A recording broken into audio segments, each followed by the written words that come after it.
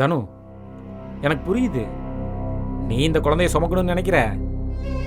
ஆனால் இதனால் என்னென்ன பின்விளைவுகள் வரும்னு உனக்கு நல்லாவே தெரியும்ல. மாப்பிள்ளைக்கும் வேற வேலை இல்லை.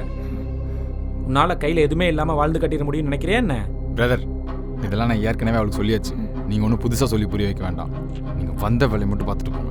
மாப்பிள்ள, நான் உங்களுக்கு தான் சப்போர்ட் பண்ணி பேசிகிட்டு இருக்கேன். நீங்கள் தப்பாக புரிஞ்சுக்கிட்டீங்கன்னு நினைக்கிறேன். கரெக்டாக சொல்லணும்னா நான் வந்த வேலையே இதுதான்.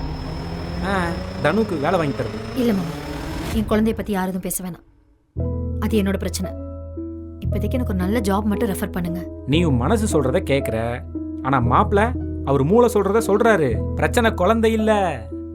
குழந்தை பிறந்ததுக்கப்புறம் அந்த குழந்தைக்கு பண்ண போகிற செலவு தான் பிரச்சனை இல்லையா மாப்பிள்ள?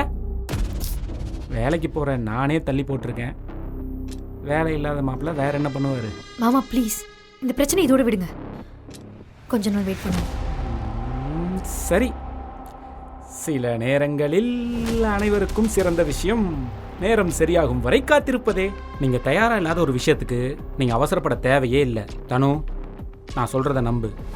கண்டிப்பாக ஒரு நாள் பின்னாடி நீ எனக்கு தேங்க் பண்ணுவ.